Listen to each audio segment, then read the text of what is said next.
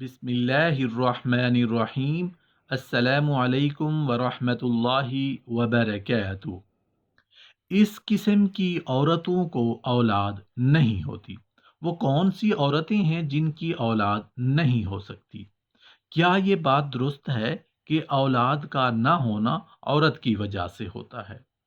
کیا اولاد کا نہ ہونے میں بھی مرد کا کوئی کردار ہو سکتا ہے؟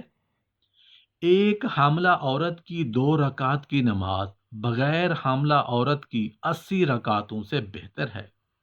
جب کسی عورت کا بچہ پیدا ہو جائے تو اس کے لیے 70 سال کی نماز اور روزے کا ثواب لکھا جاتا ہے، اور بچہ پیدا ہونے میں جو تکلیف برداشت کرتی ہے، ہر رگ کے درد پر ایک ایک حج کا ثواب لکھا جاتا ہے۔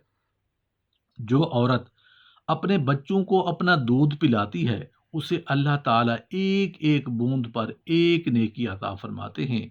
جو عورت اپنے بچے کے رونے سے رات بھر نہ سو سکے، اللہ تعالیٰ اس کو 20 غلاموں کو آزاد کرنے کا اجر دیتے ہیں۔ لیکن یاد رکھنا، جو عورت اپنا پیٹ کٹوا کر تمہیں باپ کا رتبہ دلوائے، جو تمہاری اولاد کو پروان چڑھائے، اسے حقیر نہیں سمجھتے، بلکہ اس کا تو شکر گزار ہونا چاہیے۔ یاد رکھنا، عورت پر ظلم کرنے کا مطلب ہے اولاد کی بغاوت۔ آنے والے وقت میں جو اولاد اس عورت کے جسم سے تمہیں نصیب ہوگی، اس کے وجود میں تمہارے لیے بغاوت ہی بغاوت ہوگی۔ حضرت علی کرم اللہ وجہ الکریم نے فرمایا ہے کہ مرد کی مردانگی کی سب سے عظیم سطح یہ ہے کہ مرد کی وجہ سے کبھی کسی عورت کی آنکھوں میں کوئی آنسو نہ آئے۔ لیکن کچھ عورتیں ایسی ہیں، کچھ خواتین ایسی ہیں، کچھ بیویاں ایسی ہی ہیں کہ جن کو اولاد ہوتی ہی نہیں۔ اولاد کا ہونا ایک اللہ کے نایاب تحفہ ہے۔ اولاد کا حصول خاندان کی نسلی ترقی، ہر انسان کی ضرورت، پاکیزہ خواہش ہوتی ہے۔ ایک شادی شدہ جوڑے کی خوشیاں اس وقت تک ادھوری رہتی ہیں جب تک اس جوڑے کی گود میں اولاد جیسی نعمت موجود نہ ہو۔ بحیثیت مسلمان، ہمارا ایمان اور یقین ہے کہ اچھی اور نیک صالح اولاد اپنے والدین کے لیے مغفرت اور بخشش کا ایک ذریعہ ہے۔ بے اولاد کا جب بھی ذکر آئے تو ہمارے ذہنوں میں یہ خیال آتا ہے کہ اس کی وجہ عورت ہی ہوگی۔ اس وجہ سے بہت سارے خاندان پریشان ہو جاتے ہیں، خاص طور پر خواتین کا استحصال بھی ہوتا ہے، جبکہ یہ ہرگز ضروری نہیں کہ بے اولادی کی وجہ صرف عورت ہی ہو سکتی ہے۔ بے اولاد ہونے کی وجہ مرد حضرات بھی ہو سکتے ہیں۔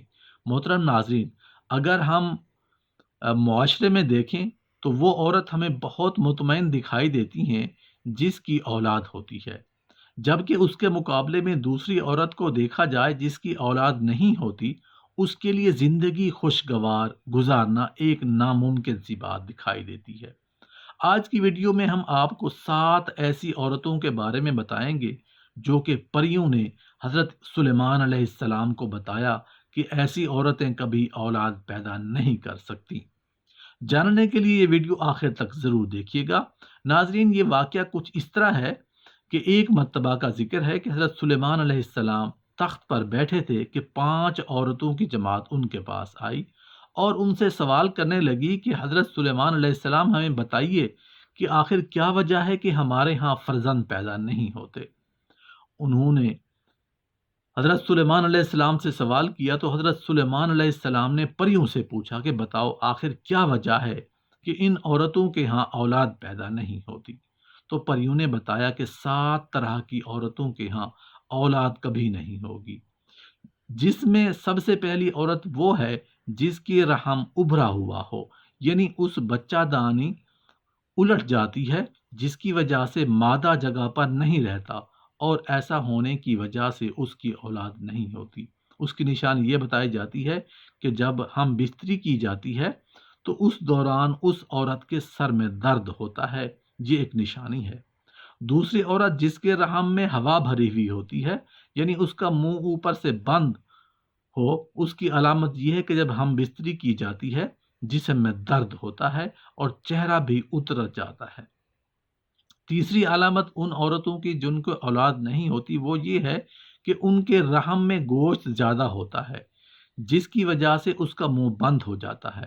عام طور پر یہ شکایت موٹی عورتوں میں دیکھی جاتی ہے، اور اس کی علامت یہ بتائی جاتی ہے کہ جب وہ ہم بستری کرتے ہیں تو ان کے بعد ان کی ریڑھ کی ہڈی میں درد ہوتا ہے، اس وجہ سے وہ اولاد پیدا نہیں کر سکتی۔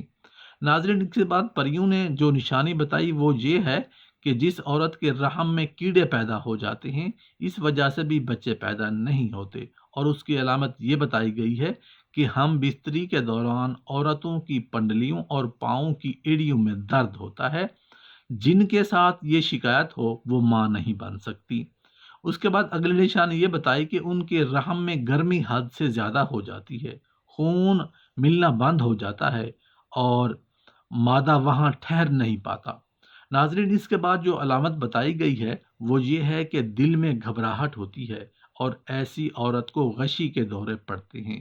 اس لیے جن عورتوں میں یہ علامات ہوں ان میں سے بھی اولاد کا پیدا ہونا ایک مشکل چیز دکھائی دیتی ہے۔ اس کے بعد رحم میں سردی کا زیادہ ہو جانا بھی اولاد سے محروم ہونے کی ایک وجہ بنتا ہے۔ اس کی نشانی یہ بتائی گئی ہے کہ ایسی عورت کسی سینے میں درد رہتا ہے، اور یہ نشانی ان پریوں نے بتائی۔ آخری نشانی ان پریوں کی جانب سے ان عورتوں کے بارے میں بتائی گئی جن کی اولاد نہیں ہوتی وہ یہ ہے کہ ان میں عجیب جنات طاری رہتے ہیں، آسیب کا سایہ رہتا ہے، وہ اس کے اندر بچہ مار دیتے ہیں، جو مادہ کے رحم میں مختلف چیزیں ہوتی ہیں ان کو ختم کر دیتے ہیں۔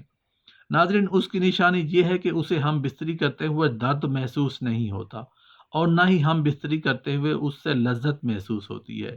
یہ وہ 7 عورتیں ہیں جن کے بارے میں حضرت سلیمان علیہ السلام کی بارگاہ میں آنے والی ان 5 عورتوں کو بتایا گیا کہ آخر ان میں اولاد کیوں نہیں ہوتی۔ محترم ناظرین، صرف عورتوں ہی بانج نہیں ہوتی، مردوں میں بھی بانج پن ہوتا ہے۔ مردانہ بانج پن سے مراد مرد کی صحت کا کوئی بھی ایسا مسئلہ ہو سکتا ہے جو اس کی خاتون ساتھی کے حاملہ ہونے کے امکانات کو کم کرتا ہے۔ 100 میں سے 13 جوڑے غیر محفوظ جنسی تعلقات کے باوجود حاملہ نہیں ہو پاتے۔ مردوں اور عورتوں میں بانج پن کی بہت سی وجوہات ہو سکتی ہیں۔ بانج پن کی 1/3 یا اس سے بھی زیادہ معاملات میں مسئلہ مرد کے ساتھ ہی ہوتا ہے۔ یہ اکثر مرد جس میں سپرم کی کم پیداوار یا سپرم کی ترسیل کے ساتھ مسائل کی وجہ سے ہوتا ہے۔